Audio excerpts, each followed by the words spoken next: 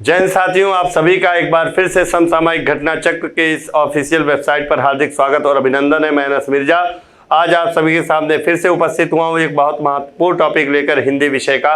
पिछले वीडियो में हम लोगों ने क्रिया के बारे में चर्चा किया था, आज उसी के आगे कंटिन्यू करेंगे हम। तो आप सभी लोग जुड़ जाइए, फटाफट एक बार शेयर कर दीजिए लिंक को और फिर आनंद लीजिए। बहुत ही इंपॉर्टेंट क्लास है। आज का जो वीडियो होगा क्रिया का अंतिम वीडियो होगा, क्योंकि क्रिया के पिछले 2 वीडियोस पड़े हुए हैं आपके यूट्यूब चैनल्स पर, उसको देख लीजिएगा। और बहुत ही बेहतरीन क्लास होने वाली आज की भी। आज जो क्रिया के हम भेद पढ़ाएंगे वहां से एग्जाम में बहुत ही प्रश्न पूछे जाते हैं। आप सभी लोग सॉल्व पेपर उठा के देख लीजिए, विगत वर्षों की परीक्षाओं में कई प्रश्न यहाँ से पूछे गए हैं। तो चलिए देर ना करते हुए आज के सेशन को हम स्टार्ट करते हैं। आज का जो हमारा टॉपिक होगा क्रिया का, वो होगा संयुक्त क्रिया। संयुक्त क्रिया एक क्रिया का ऐसा भेद है जहां से बहुत ही प्रश्न पूछे जाते हैं, कई फॉर्मेट में प्रश्न पूछे जाते हैं। अभी मैं फॉर्मेट बताऊंगा प्रश्नों को कैसे पूछा जाता है, तो उन सारी बातों पर हम चर्चा करेंगे। पहले हम उसके संयुक्त क्रिया के बारे में अच्छे से विस्तृत जानकारी आपको देंगे और आप सभी लोग उम्मीदें समझने का प्रयास करेंगे। चलिए, संयुक्त क्रिया क्या होती है। अगर संयुक्त क्रिया की परिभाषा पूछी जाए तो आप क्या बताओगे? संयुक्त क्रिया किसे कहते हैं? नाम से ही पता चल रहा है। संयुक्त का मतलब क्या होता है? जुड़ा हुआ या 2 या 2 से अधिक क्रियाएं, जब भिन्न भिन्न अर्थ वाली 2 या 2 से अधिक क्रियाएं संयुक्त होकर एक क्रिया का निर्माण करती हैं, तो उसे क्या कहते हैं? संयुक्त क्रिया। या आप कह सकते हो कि 2 या 2 से अधिक भिन्न भिन्न अर्थ वाली क्रियाओं के मेल से जो क्रिया बनती है वही क्या कहलाती है? संयुक्त क्रिया कहलाती है। यानी जब क्रिया संयुक्त होगी इसका मतलब 2 या 2 से अधिक क्रियाओं का मेल होगा, तभी तो संयुक्त होगी, और ऐसी क्रियाओं को क्या कहेंगे? संयुक्त क्रिया। अब एक और परिभाषा बन सकती है कि 2 या 2 से अधिक क्रिया की धातुओं के मेल से जब क्रिया का निर्माण होता है तो ऐसी क्रिया क्या कहलाती है? संयुक्त क्रिया। क्यों? क्योंकि क्रिया का निर्माण किससे होता है? तो आपका आंसर होगा धातुओं से होता है। तो धातु से ही तो क्रिया का निर्माण होता है, मैंने पहली वीडियो में बताया था। तो चलिएगा हम परिभाषा लिखते हैं कि 2 या 2 से अधिक, आप सभी भी लोग नोट कर लीजिए इस परिभाषा को, कि 2 या 2 से अधिक भिन्न भिन्न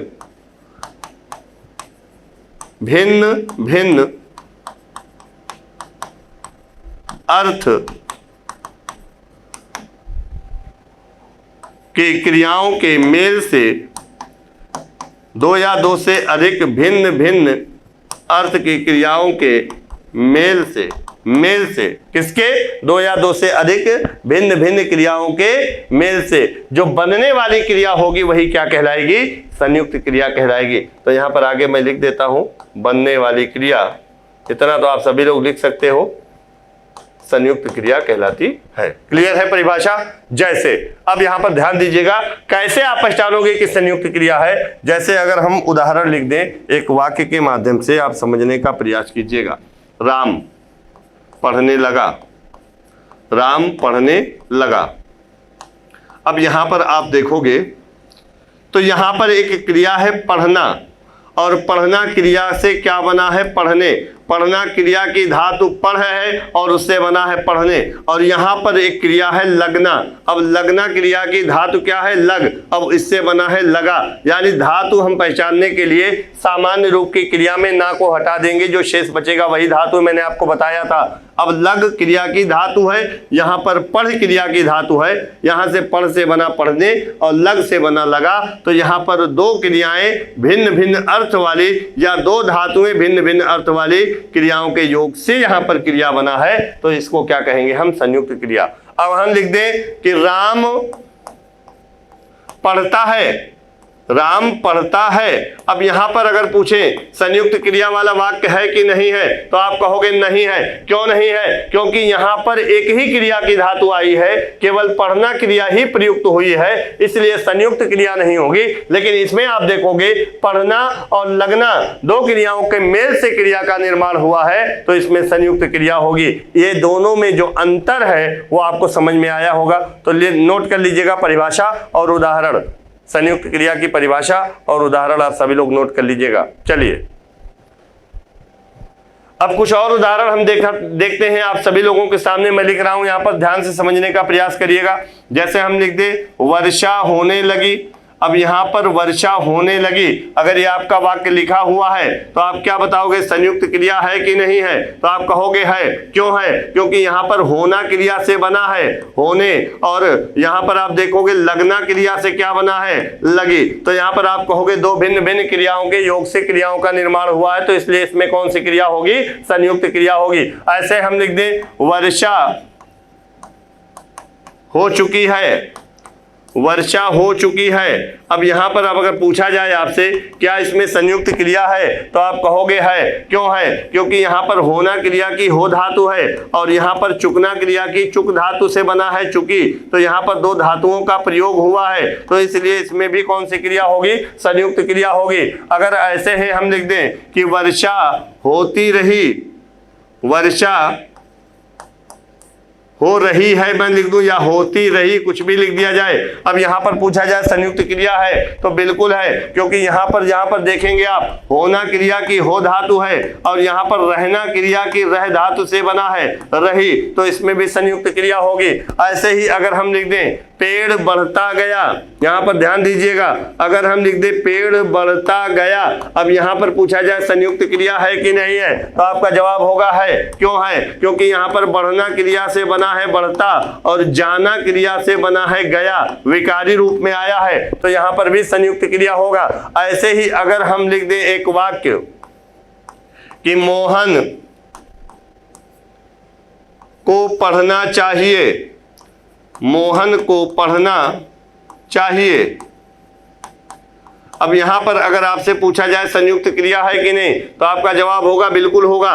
क्यों होगा? क्योंकि यहाँ पर पढ़ना क्रिया की धातु है पढ़, और पढ़ से बना पढ़ना, यहाँ पर चाहना क्रिया से बना चाहिए, तो यहाँ पर भी दो धातुएं हैं, इसलिए इसमें भी कौन सी क्रिया होगी, संयुक्त क्रिया होगी। होगी कि नहीं होगी? ऐसे ही अगर लिख दिया जाए मोहन पढ़ सकता है, मोहन पढ़ सकता है, अगर इसमें पूछा जाए संयुक्त क्रिया है कि नहीं, तो आपका जवाब होगा बिल्कुल होगा, क्योंकि यहाँ पर पढ़ना क्रिया से बना पढ़ और यहाँ पर सकना क्रिया से बना सकता, और यहाँ पर भी संयुक्त क्रिया होगी कि नहीं होगी? बताइए मेरे प्यारे बच्चों, समझ में आ रहा है? तो आप संयुक्त क्रिया पहचान लोगे कि नहीं पहचान लोगे?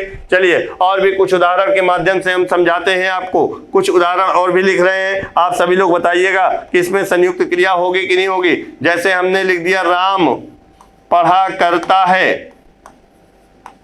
राम पढ़ा करता है, अगर इसमें पूछा जाए संयुक्त क्रिया वाला वाक्य है कि नहीं है, तो आप क्या बताओगे? इसमें एक शब्द है पढ़ा, और पढ़ा जो है वो पढ़ना क्रिया से बना, और करता, करता जो है ये किससे बना, करना क्रिया से बना, तो यहाँ पर भी दो भिन्न अर्थ वाली क्रियाओं का प्रयोग हुआ है, मेल हुआ है, तो इसलिए कौन सी क्रिया होगी, संयुक्त क्रिया होगी। ऐसे ही हम लिख दें अगर मोहन बहुत मुश्किल से जा पाया, बहुत मुश्किल से सो पाया या जा पाया या खा पाया, कुछ भी लिख दो, हम लिख देते हैं सो पाया। अब यहां पर अगर पूछा जाए संयुक्त क्रिया है कि नहीं है, तो क्यों नहीं है बताइएगा? बिल्कुल है। यहां पर सोना क्रिया से बना है सो और पाना क्रिया से बना है पाया, तो यहां पर भी दो क्रिया के एक साथ भिन्न भिन्न अर्थ वाली क्रियाओं का मेल हुआ है, तो इसमें भी संयुक्त क्रिया होगी। ऐसे ही अगर उदाहरण लिख दिया जाए, यहां पर देखिएगा, ध्यान दीजिएगा, राम यहां अक्सर आया जाया करता है, राम यहां अक्सर आया जाया करता है। अगर इसमें पूछा जाए कि संयुक्त क्रिया वाला वाक्य है कि नहीं है, तो आप क्या बताओगे? है। क्यों है? क्योंकि यहाँ पर एक क्रिया है आना और एक क्रिया है जाना। आया आना से बना आया और जाना से बना जाया, और यहाँ पर करना, करना से बना करता, तो यहाँ पर भी दो से अधिक क्रियाओं के भिन्न भिन्न अर्थ वाली क्रियाओं का मेल हुआ है, तो यहाँ पर भी संयुक्त क्रिया होगी कि नहीं होगी। तो आपको पता क्या चला कि जब दो या दो से अधिक भिन्न भिन्न अर्थ वाली क्रियाओं का मेल होता है, तो वहां पर कौन सी क्रिया होती है? संयुक्त क्रिया होती है कि नहीं होती है। ऐसे ही और भी एग्जाम्पल हम लिख देते हैं, आप सभी के सामने एक और एग्जाम्पल लिख रहे हैं, ध्यान दीजिएगा। मोहन खेल सकता है, खेल सकता है। अब यहां पर पूछा जाए कि संयुक्त क्रिया होगी कि नहीं होगी, तो आपका जवाब क्या होगा? खेलना क्रिया से बना है खेल और सकना क्रिया से बना है सकता। तो यहां पर ध्यान दीजिएगा, दो क्रियाएं एक साथ भिन्न भिन्न अर्थ वाली प्रयुक्त हुई हैं, उनका मेल हुआ है, तो इसमें भी संयुक्त क्रिया होगी कि नहीं होगी? होगी। अब यहां पर आपको यह पता चला कि जब दो या दो से अधिक भिन्न भिन्न अर्थ वाली क्रियाओं का मेल होता है तो ऐसी क्रियाएं संयुक्त क्रियाएं कहलाती हैं। यहां पर परिभाषा आपके सामने लिखा हुआ है, स्क्रीनशॉट लीजिएगा। इसके बाद फिर इसका स्क्रीनशॉट लीजिएगा एग्जाम्पल का, फिर इसके बाद आप इस पेज का भी स्क्रीनशॉट लीजिएगा। अब फिर से हम आपको कुछ और भी बातें इसके बारे में बताने जा रहे हैं, ध्यान से सुनिएगा। अगर पूछ लिया जाए कि संयुक्त क्रिया के कितने भेद, एग्जाम में प्रश्न पूछ ले, अगर संयुक्त क्रिया के भेद के बारे में प्रश्न पूछ ले तो इसके 11 भेद होते हैं। कितने भेद होते हैं? 11 भेद होते हैं और उन 11 भेदों में से भी प्रश्न पूछा जाता है। तो आप ज्यादा डरिए मत कि अब 11 प्रकार इसके कैसे याद होगा। बिल्कुल आपको याद करने की आवश्यकता ही नहीं है, क्योंकि आपको याद करने से कुछ भी नहीं याद होने वाला। आपको जो समझाया जाए उसको समझिएगा, ध्यान से समझने का प्रयास कीजिएगा। यदि आपको बताई हुई बातें समझ में आ गई तो आप दुनिया का कोई भी वाक्य वो लिख कर दे देगा। अगर पूछ लेगा कौन से भेद में है तो आप तुरंत बता दोगे। देखिएगा कैसे। मैंने यहां पर वाक्य लिखा, वर्षा होने लगी। वर्षा होने लगी संयुक्त क्रिया है, ये तो कंफर्म हो गया। अब वर्षा होने लगी क्रिया कहने का तात्पर्य क्या है? यानी वर्षा होना आरंभ हो गया, वर्षा होने के आरंभ होने की सूचना मिल रही है। तो अगर पूछा जाए वर्षा होने लगी, किसका बोध करा रहा है? तो कार्य के आरंभ होने का बोध करा रहा है, क्रिया के आरंभ होने का बोध करा रहा है। तो इसमें आरंभ बोधक संयुक्त क्रिया हो जाएगी कि नहीं हो जाएगी? बताइए मेरे प्यारे बच्चों। तो एक संयुक्त क्रिया का बोध है आरंभ बोधक संयुक्त क्रिया। तो वर्षा होने लगी, राम पढ़ने लगा, मोहन खेलने लगा, राधा नाचने लगी। इस तरह का अगर कोई वाक्य हो जिससे क्रिया के आरंभ होने की सूचना मिले तो ऐसी क्रियाएं क्या कहलाएंगी? संयुक्त क्रिया के कौन से भेद में आएंगी? आरंभ बोधक आएंगी कि नहीं आएंगी? बताइएगा आप सभी लोग। चलिए, तो एक आपको भेद पता चला आरंभ बोधक, आपको रटने की आवश्यकता है। चलिए अब दूसरा देखते हैं। यहां पर मैं लिखा हूं कि वर्षा हो चुकी है, यानी इसके कहने का तात्पर्य यह है कि वर्षा हो चुकी है का मतलब समाप्त हो चुका है कार्य। वर्षा होने की क्रिया क्या हो चुकी? समाप्ति हो चुकी। तो जब संयुक्त क्रिया किसी क्रिया के समाप्ति होने का बोध कराता है तो ऐसी संयुक्त क्रिया क्या कहलाएगी? तो आपका जवाब होगा समाप्ति बोधक। तो चलिए, ऐसे ही आपको पता चल गया संयुक्त क्रिया के दो भेदों के बारे में पता चल गया कि नहीं पता चल गया? बताइए मेरे प्यारे बच्चों, क्या रटने की आवश्यकता है? बिल्कुल नहीं है, क्योंकि वह यहाँ पर वर्षा हो चुकी है कहने का मतलब है कि क्रिया समाप्त हो चुकी है। तो जब समाप्त होने की सूचना मिले तो वो समाप्ति बोधक हो जाएगा कि नहीं हो जाएगा? अब दे दिया जाए कि मोहन खेल चुका है, तो कौन सी संयुक्त क्रिया होगी? समाप्ति बोधक होगी कि नहीं होगी? राम पढ़ चुका है, यानी क्रिया की धातु के साथ चुका है, चुकी है, चुके हैं अगर लगा हो तो कार्य के समाप्त होने का बोध होता है। और ऐसी क्रियाएं समाप्ति बोधक संयुक्त क्रियाएं कहलाएंगी कि नहीं कहलाएंगी? जैसे मैं खा चुका हूं, वह जा चुका है, मोहन पढ़ चुका है, राधा नाच चुकी है, वर्षा हो चुकी है। तो ये सारी समाप्ति के बोध के रूप में प्रयुक्त हो रही है, तो समाप्ति बोधक होगा। अब यहां पर ध्यान दीजिएगा, मोहन को पढ़ना चाहिए, तो यहां पर संयुक्त क्रिया वाला वाक्य है। आपको समझ में आ गया कौन सी संयुक्त क्रिया होगी? तो पढ़ना चाहिए का मतलब मोहन को पढ़ने की आवश्यकता है, तभी तो पढ़ना चाहिए। तो यहां पर आवश्यकता बोधक संयुक्त क्रिया होगी कि नहीं होगी? राम को खाना चाहिए, इसका मतलब राम को खाना खाने की आवश्यकता है। तो जब जहां पर क्रिया के साथ चाहना क्रिया की धातु जुड़ी हो तो वो किसका बोध कराने लगती है? तो वो आवश्यकता का बोध कराने लगती है। इसलिए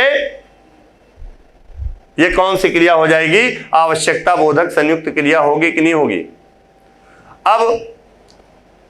अगर मैं लिख दूं मोहन पढ़ सकता है, ध्यान दीजिएगा, मैं खा सकता हूं, वह खेल सकता है, तुम जा सकते हो, क्रिया की धातु के साथ सकता है, सकती है, सकते हैं जुड़ा हो, तो इसका मतलब यहां पर किसका बोध हो रहा है? पावर का बोध हो रहा है, शक्ति का बोध हो रहा है। मोहन पढ़ सकता है का मतलब मोहन के अंदर पढ़ने की शक्ति है, तभी तो कहा गया। जैसे कहते हो मैं पैदल 10 किलोमीटर जा सकता हूं, इसका मतलब आपके अंदर पावर है, शक्ति का बोध करा रहा है। तो इस प्रकार की संयुक्त क्रिया किस भेद में आ जाएगी? शक्ति बोधक संयुक्त क्रिया होगा कि नहीं होगा? बताइए मेरे प्यारे बच्चों।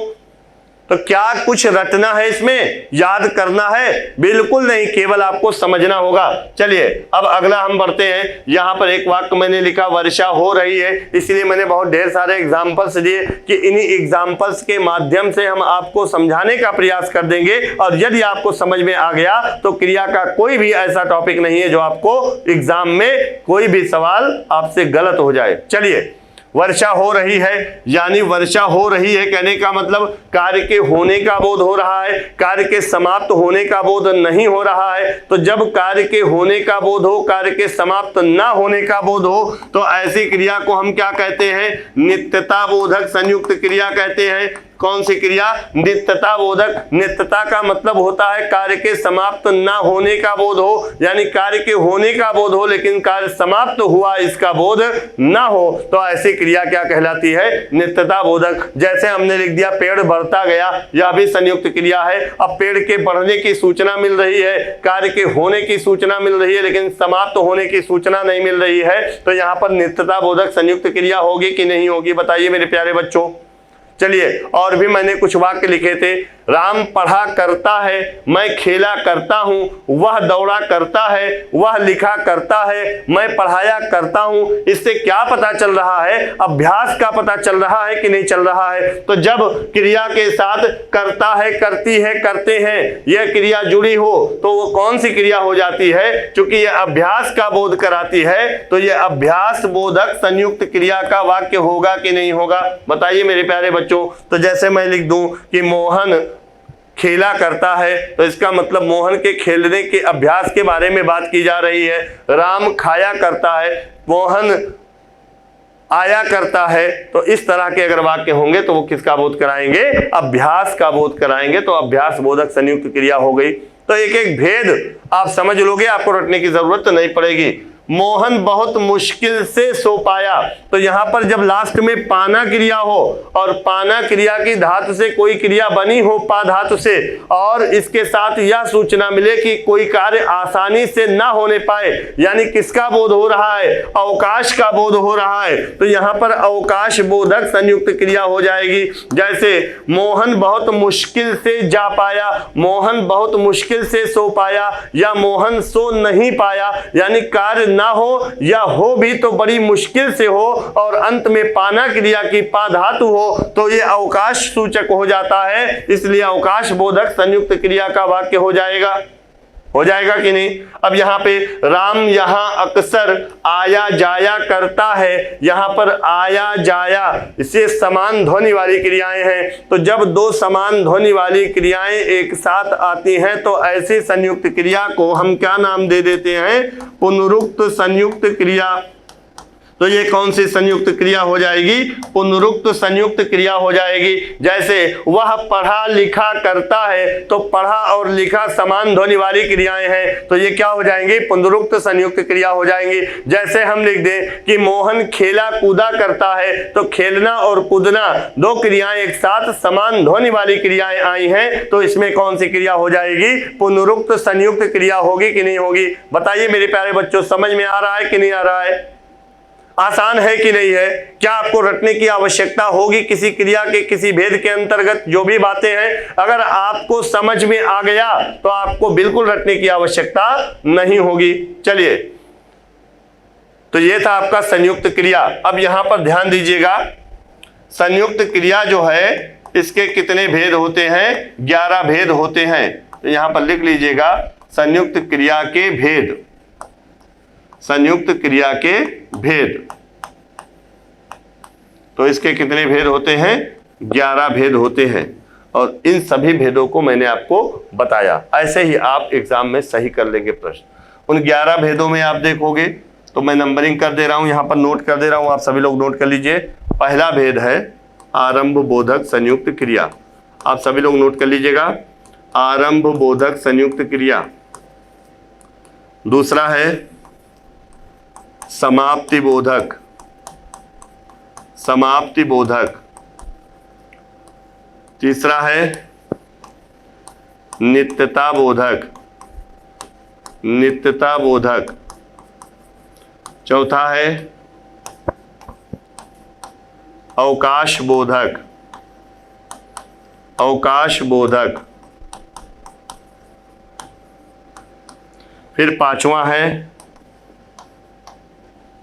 शक्ति बोधक, शक्ति बोधक। फिर आपका अगला है इच्छा बोधक, इच्छा बोधक। फिर आपका इधर लिख दे रहा हूं मैं सातवां अनुमति बोधक, अनुमति बोधक। फिर आठवां है निश्चय बोधक, निश्चय बोधक। फिर इसके बाद है पुनरुक्त संयुक्त क्रिया, पुनरुक्त संयुक्त क्रिया। कितना हो गया? 9 हो गया। आरंभ बोधक, समाप्ति बोधक, नित्यता बोधक, अवकाश बोधक, शक्ति बोधक, इच्छा बोधक, अनुमति बोधक, निश्चय बोधक, पुनरुक्त संयुक्त क्रिया। अभ्यास बोधक अभी नहीं हुआ ना? हाँ, तो यहां पर है 10वां अभ्यास बोधक, अभ्यास बोधक। नोट कर लीजिए फटाफट, बहुत ही इंपॉर्टेंट है 11 भेदों को। तो ये 10 भेद आपके हो गए अभ्यास बोधक तक, नोट करिए फटाफट। अब ये जो क्रिया का सेशन था आपने पढ़ा सकर्मक क्रिया और अकर्मक क्रिया, रचना या कर्म के आधार पर। फिर सकर्मक क्रिया के 2 भेद हमने पढ़ाए, पिछले कुछ वीडियोस में पढ़े हुए, जिनको जो भी ना देख पाए हो पिछली वीडियोस देख लें, बहुत ही इंपॉर्टेंट टॉपिक है, जहाँ से प्रश्न पूछा जाता है। फिर इसके बाद आपने देखा प्रयोग के आधार पर सहायक क्रिया, नामबोधक क्रिया, क्रियार्थक संज्ञा। फिर इसके बाद में आपने देखा प्रेरणार्थक क्रिया। फिर इसके बाद आपने देखा क्रियार्थक संज्ञा, पूर्वकालिक क्रिया। फिर इसके बाद आपने देखा संयुक्त क्रिया।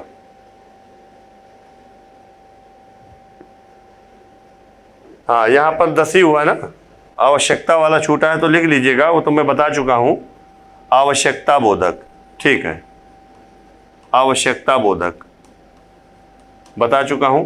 यहां पर ये जो अनुमति बोधक है, यहां पर ध्यान दीजिएगा, तो जब कार्य के अनुमति लेने या देने का बोध हो तो वो अनुमति बोधक हो जाता है। जैसे इसको 11 को नोट करके एक उदाहरण मैं बता देता हूं अनुमति बोधक में। जैसे मुझे जाने दो, अगर ये वाक्य लिखा गया है मुझे जाने दो, अब यहां पर जाना और देना किसका बोध हो रहा है? अनुमति का बोध हो रहा है। 2 क्रियाएं भिन्न भिन्न अर्थ वाली, और यहां पर एक साथ प्रयुक्त हुई, इनका मेल हुआ है, तो यहां पर क्या हो जाएंगी? संयुक्त क्रिया होंगी। अनुमति का बोध हो रहा है इसलिए अनुमति बोधक संयुक्त क्रिया होंगी। तो क्रिया का जो टॉपिक है वो यहीं पर होता है समाप्त। अब इसके अगले टॉपिक की ओर चलते हैं। तो उम्मीद है आप सभी लोगों को समझ में आया होगा। अब अगला जो टॉपिक है हमारा वो है अव्यय। और अव्यय जो टॉपिक है वो बहुत ही, देखिए टॉपिक तो सारे महत्वपूर्ण हैं, लेकिन जैसे विशेषण हो गया, अव्यय हो गया, क्रिया हो गया, यहां से सवाल हर एग्जाम में पूछे जाते हैं। इसलिए आपको इनसे बचना नहीं है, इनसे लड़ना है, इनको समझना है और इनको अच्छे से पढ़ना है। तो चलिए आज का जो हमारा अब अगला टॉपिक है वो है अव्यय। क्या है? अव्यय। हेडिंग बना लीजिएगा। और अव्यय को क्या कहते हैं? अविकारी शब्द कहते हैं। अव्यय क्या होता है? अविकारी शब्द होता है। कैसा शब्द होता है? अविकारी शब्द होता है। मैंने आपको पढ़ाया संज्ञा, सर्वनाम, विशेषण और क्रिया, ये चारों जो आपने पढ़े ये विकारी शब्द हैं, लेकिन जो अव्यय होता है वो अविकारी शब्द होता है। यहाँ पर समझने का प्रयास कीजिएगा ये अविकारी शब्द क्या है। मैं बता भी चुका हूं, लेकिन फिर से एक बार आपको बता दे रहा हूं कि अविकारी शब्द क्या होता है, तो ध्यान से सुनिएगा। यहाँ पर मैंने आपको बताया कि संज्ञा, सर्वनाम अथवा विशेषण या क्रिया अगर दी हुई हो तो ये विकारी शब्द होता है, और अव्यय जो होता है वो अविकारी शब्द होता है। ये सारे जो होते हैं ये विकारी शब्द होते हैं। इन दोनों में अंतर क्या है ये समझिएगा। विकार से बना है विकारी, और विकार का मतलब होता है परिवर्तन, यानी ऐसे शब्द जो अपने मूल रूप में सदैव स्थिर नहीं रहते हैं, बल्कि उसमें परिवर्तन होता रहता है लिंग के आधार पर, वचन के आधार पर, कारक के आधार पर, काल के आधार पर। अगर इनमें से किसी भी आधार पर कोई परिवर्तन हो जाए तो ऐसे शब्द क्या कहलाते हैं? विकारी शब्द कहलाते हैं। और संज्ञा, सर्वनाम, विशेषण और क्रिया ये चारों जो होते हैं ये इसी के अंतर्गत आते हैं, यानी इनके लिंग, वचन, कारक के आधार पर इनमें परिवर्तन होता रहता है। लेकिन जो अव्यय होता है ये अविकारी शब्द होता है। इसका मतलब अव्यय अपने मूल रूप में सदैव स्थिर होता है, ना तो लिंग के आधार पर कोई परिवर्तन होगा, ना तो वचन के आधार पर इसके रूप में कोई बदलाव होगा, ना ही कारक के आधार पर और ना ही काल के आधार पर। इनमें से किसी आधार पर कोई परिवर्तन नहीं होगा, इसीलिए इसको क्या कहते हैं? अविकारी शब्द कहते हैं। जैसे एग्जाम्पल के तौर पर समझिएगा, हमने यहां पर लिख दिया संज्ञा। अब संज्ञा में आपने लिखा लड़का, ध्यान दीजिएगा, लड़का। हमने यहां पर लिख दिया सर्वनाम। एक एक एग्जाम्पल के तौर पे हम समझाने का प्रयास करते हैं। सर्वनाम में हमने लिख दिया वह, यहां पर मैंने लिख दिया विशेषण, और विशेषण के सामने हम कोई भी विशेषण लिख दें। अच्छा, अच्छा शब्द क्या है? विशेषण। फिर हमने लिख दिया यहां पर क्रिया। अब क्रिया में हम लिख दिए जाता है। क्रिया है कि नहीं है? अब ध्यान दीजिएगा, ये मैंने बताया विकारी शब्द है। अब यहां पर लड़का जो है वो एक वचन में है कि नहीं है, और अगर इसका लिंग पूछा जाए तो क्या है? पुल्लिंग है कि नहीं है। अब यहीं पर हम समझ लेते हैं, एक वचन में लड़का है तो अगर इसका हम बहुवचन लिखें तो क्या बन जाएगा? लड़के बन जाएगा कि नहीं बन जाएगा? शब्द के रूप में परिवर्तन हो गया कि नहीं हो गया? अगर हम इसका लिंग परिवर्तित करें, अगर हम इसको स्त्रीलिंग में लिखें तो लड़का से क्या बन जाएगा? लड़की बन जाएगा। तो यहाँ पर आपने देखा कि लड़का शब्द संज्ञा है, इसके रूप में बदलाव हो रहा है, परिवर्तन हो रहा है, तो ये कैसा शब्द हो जाएगा? विकारी शब्द होगा कि नहीं होगा? बताइए मेरे प्यारे बच्चों। ऐसे ही सर्वनाम दिया हुआ है वह का अगर हम देखें किस वचन में है तो हम बताएंगे एक वचन में है, लेकिन इसका अगर हम बहुवचन बनाएं तो क्या बन जाएगा? वे बन जाएगा। लेकिन लिंग के आधार पर वह शब्द वह ही रहेगा, चाहे पुल्लिंग में हो या स्त्रीलिंग में हो। लेकिन आप देखोगे लिंग के आधार पर तो कोई परिवर्तन नहीं हो रहा है सर्वनाम में, लेकिन वचन के आधार पर परिवर्तन हो गया कि नहीं हो गया? ऐसे ही कारक के आधार पर देखेंगे तो वह से उन्होंने बन जाएगा, उन्होंने, उनका, उनकी, बहुत सारे शब्द बनेंगे तो परिवर्तित हो रहे हैं। तो इसका मतलब यह भी कैसा शब्द हो गया? विकारी शब्द हो गया। ऐसे ही हम देखेंगे विशेषण के बारे में। अच्छा शब्द क्या है? विशेषण है। अब यहाँ पर अच्छा शब्द का बहुवचन बनाएंगे तो क्या हो जाएगा? अच्छे हो जाएगा। अगर स्त्रीलिंग में लिखेंगे तो क्या हो जाएगा? अच्छी हो जाएगा। रूप बदल रहा है कि नहीं बदल रहा है? तो इसका मतलब विशेषण शब्द भी कैसा शब्द है? विकारी शब्द है।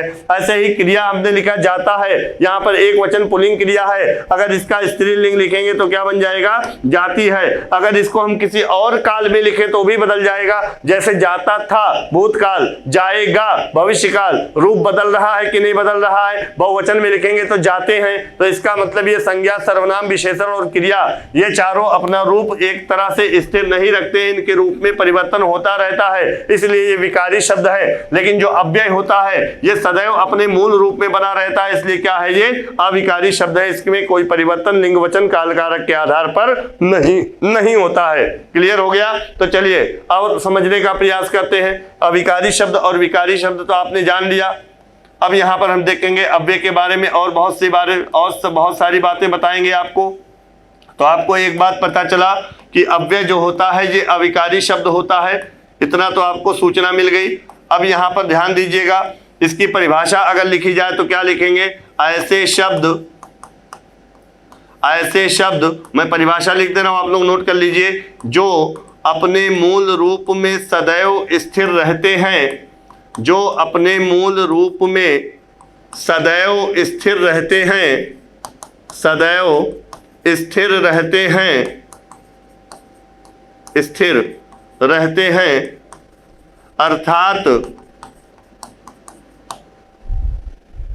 जिनका या जिनमें लिंग, वचन, काल, कारक आदि के आधार पर कोई परिवर्तन नहीं होता, के आधार पर कोई परिवर्तन नहीं होता,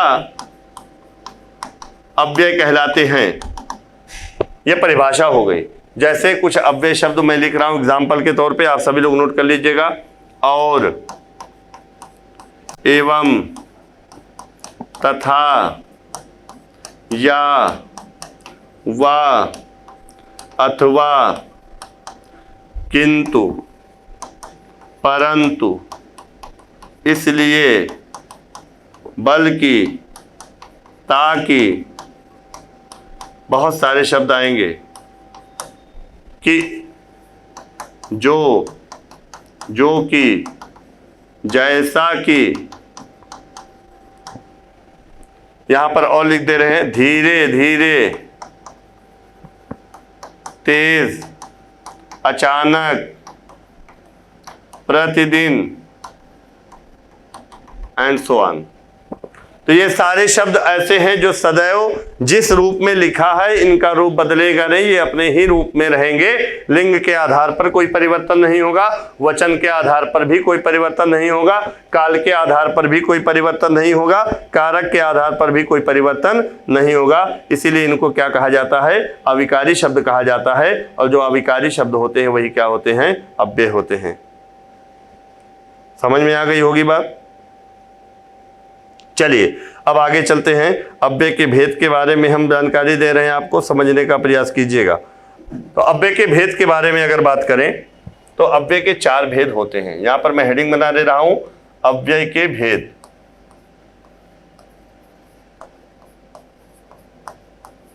तो अव्यय जो होते हैं बेटा ये 4 प्रकार के होते हैं। कितने?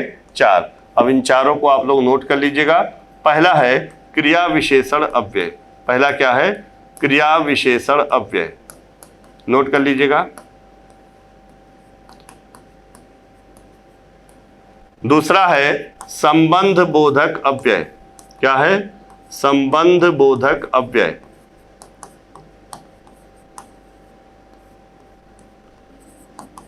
तीसरा है समुच्चय बोधक अव्यय। समुच्चय बोधक अव्यय। और चौथा है विस्मयादि बोधक अव्यय। चौथा है विस्मयादि बोधक अव्यय। नोट कर लीजिएगा। ये 4 अव्यय के भेद होते हैं जो आपके स्क्रीन के सामने मैंने लिखे हैं। अब इन चारों अव्यय के भेदों पर चर्चा करनी है। तो किसे कहते हैं क्रिया विशेषण अव्यय, या संबंध बोधक अव्यय, या समुच्चय बोधक अव्यय, या विस्मयादि बोधक अव्यय, समझने का प्रयास कीजिएगा। अब पहला हम हेडिंग डाल दे रहे हैं, आप सभी लोग नोट कर लीजिएगा। क्रिया विशेषण अव्यय। पहला जो आपका है वो है क्रिया विशेषण अव्यय। क्रिया विशेषण अव्यय। क्रिया विशेषण नाम से ही पता चल रहा है, इसको अंग्रेजी में कहते हैं एडवर्ब। क्या कहते हैं? एडवर्ब। आप सभी लोगों ने पढ़ा होगा एडवर्ब के बारे में। अब इस शब्द से ही पता चल रहा है ये विशेषण है किसका? क्रिया का। तो विशेषण का मतलब होता है विशेषता बतलाना, और यहां पर कौन सा विशेषण है? ये क्रिया विशेषण है। इसका मतलब जो अव्यय शब्द किसी क्रिया की विशेषता बताने के रूप में प्रयुक्त होते हैं ऐसे विशेषण शब्द क्या कहलाते हैं? क्रिया विशेषण अव्यय कहलाते हैं। तो परिभाषा क्या बनेगी? ऐसे विशेषण शब्द जो किसी क्रिया की विशेषता बताते हैं उन्हें क्रिया विशेषण अव्यय कहलाते हैं। तो यहां पर परिभाषा अगर हम लिख दें, आप लोग भी परिभाषा नोट कर लीजिएगा। ऐसे शब्द जो क्रिया की विशेषता बतलाते हैं क्रिया विशेषण अव्यय कहलाते हैं। ऐसे शब्द जो क्रिया की विशेषता बतलाते हैं, किसकी विशेषता? क्रिया की विशेषता बतलाते हैं, क्रिया विशेषण अव्यय कहलाते हैं। ठीक, नोट कर लीजिएगा। क्रिया विशेषण अव्यय कहलाते हैं। क्लियर है? जैसे मैं लिख दूं मोहन धीरे धीरे चलता है। मोहन धीरे धीरे चलता है। एक वाक्य ये मैंने लिख दिया। दूसरा वाक्य मैं लिख दूं राहुल ध्यान पूर्वक पढ़ता है। राहुल ध्यान पूर्वक पढ़ता है। एक वाक्य मैं और लिख दे रहा हूं यहां पर, राम तेज दौड़ता है। राम तेज दौड़ता है। यहां पर एक वाक्य मैं और लिख दे रहा हूं, यह आपकी परिभाषा है इतनी। मैं लिख दूं कि बस यहां से गुजरेगी। यहां से गुजरेगी। तुम वहां बैठ जाओ। तुम वहां बैठ जाओ। एक वाक्य मैं और लिख दे रहा हूं कि तुम कम बोलो। तुम कम बोलो। या मैं लिख दूं वह अधिक बोलता है। वह अधिक बोलता है। ठीक। अब और भी मैं उदाहरण लिख दे रहा हूं, अभी फिर समझाने का प्रयास करता हूं, ध्यान से समझिएगा। मैं एक वाक्य लिख दे रहा हूं कि राधा परसों जाएगी। राधा परसों जाएगी। एक वाक्य मैं और लिख रहा हूं कि देवदत्त आज गया है। चलिए, ये सभी शब्द क्या हैं? क्रिया विशेषण अव्यय के उदाहरण हैं। ये इस वाक्य में आपको जो सारे वाक्य मैंने लिखे इसमें पहचानना है कि जैसे मोहन धीरे धीरे चलता है, तो यहां पर जो चलता है ये क्या है? क्रिया है। चलता है, क्रिया है। अब इसकी विशेषता बताई जा रही है, कैसे चलता है? तो आप कहोगे धीरे धीरे, तो धीरे धीरे क्या हो जाएगा? क्रिया विशेषण हो जाएगा। हो जाएगा कि नहीं हो जाएगा?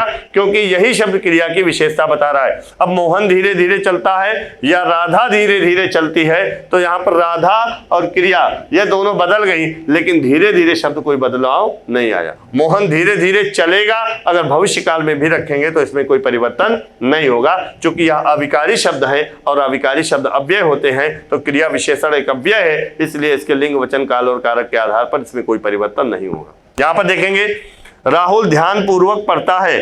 राहुल ध्यान पूर्वक पढ़ता है। यहां पर ध्यान दीजिएगा, जो ध्यान पूर्वक शब्द है ये पढ़ना क्रिया की विशेषता बता रहा है, तो यहां पर ध्यान पूर्वक शब्द क्या हो जाएगा? क्रिया विशेषण हो जाएगा कि नहीं हो जाएगा? यहां पर आप देखोगे राम तेज दौड़ता है। दौड़ता है क्रिया है, और यहां पर जो तेज शब्द है ये क्रिया की विशेषता बता रहा है, दौड़ना क्रिया की, तो यहां पर तेज शब्द क्या हो जाएगा? क्रिया विशेषण होगा कि नहीं होगा? बताइए मेरे प्यारे बच्चों। यहां पर ध्यान दीजिएगा, बस यहां से गुजरेगी। गुजरेगी जो है क्रिया है, लेकिन यहां से इसकी विशेषता बता रहा है, बस के गुजरने की। बस की विशेषता नहीं बता रहा है, बल्कि बस के गुजरने की विशेषता बता रहा है, तो क्रिया की विशेषता बता रहा है, इसलिए क्रिया विशेषण होगा कि नहीं होगा? तुम वहां बैठ जाओ। बैठ जाओ क्या है? क्रिया है। अब यहां पे वहां शब्द क्रिया की विशेषता बता रहा है। कहां बैठ जाओ? वहां। तो वहां बैठ जाने क्रिया की विशेषता बता रहा है, तो ये क्रिया विशेषण होगा कि नहीं होगा? बिल्कुल होगा। ऐसे ही अगले वाक्य में देखें, तुम कम बोलो। यहां पर बोलना क्रिया है, कम शब्द क्या है? विशेषता बता रहा है। कम बोलना परिमाण के संबंध में विशेषता बता रहा है, मात्रा के संबंध में, यानी बोलना क्रिया की विशेषता बताई जा रही है, कम शब्द मात्रा के रूप में, तो क्रिया विशेषण होगा कि नहीं होगा? यहां पर वह अधिक बोलता है, तो अधिक शब्द क्रिया विशेषण होगा कि नहीं होगा? बोलता है क्रिया की विशेषता बताई जा रही है कि नहीं बताई जा रही है? ऐसे राधा परसों जाएगी। जाएगी क्या है? क्रिया है। अब यहां पर परसों शब्द क्या हो जाएगा?